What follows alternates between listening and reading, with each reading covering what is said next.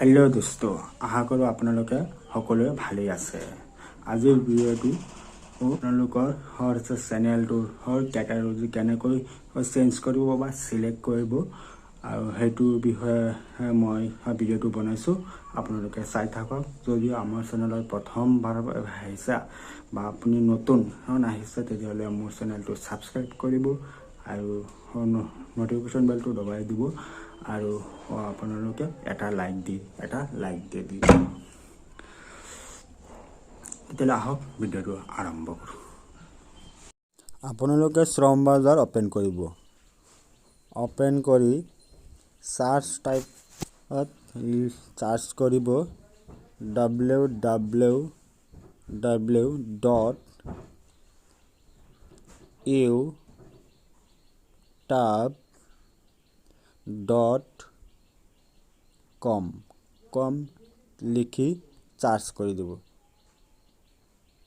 Search কৰি দিয়াৰ পিছত অলপ সময় ৱেইট কৰিব লাগিব।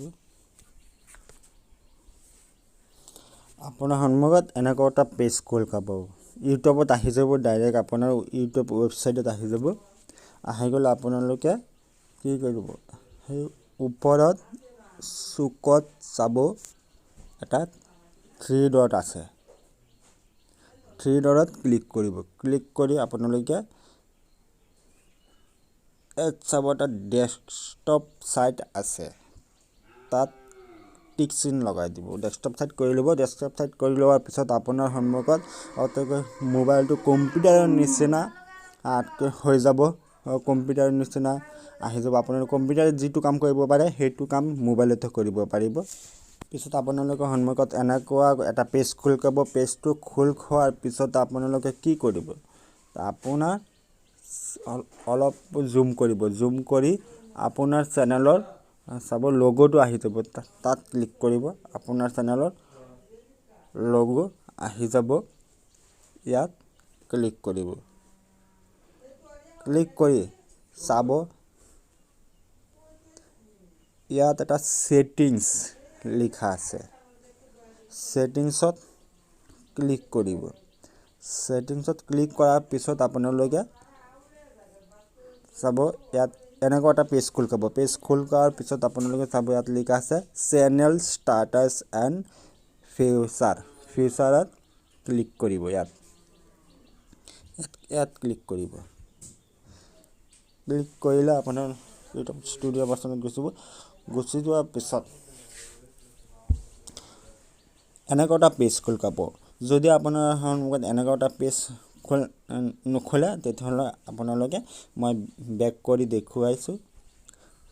আপোনাৰ সন্মুখত এনেকুৱা এটা যদি এই পেজ নাহে, অপশ্যনটো নাহে, তেতিয়াহ'লে কি কৰিব, মই বেক কৰি দেখুৱাই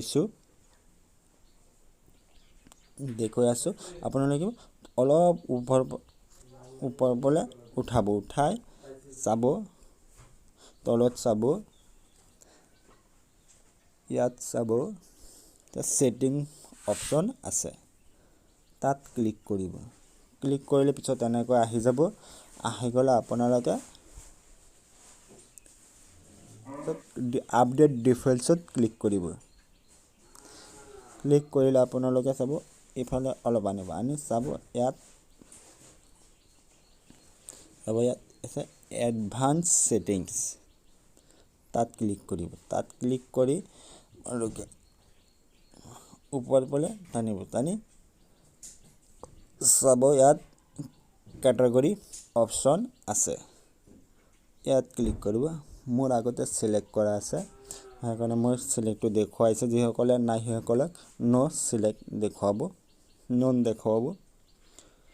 ইয়াত ক্লিক কৰিব। ক্লিক কৰি ইয়াৰ পৰা আপোনাৰ যিটো কেটাগৰী দিব লাগে আপুনি সেইটো দি ল'ব।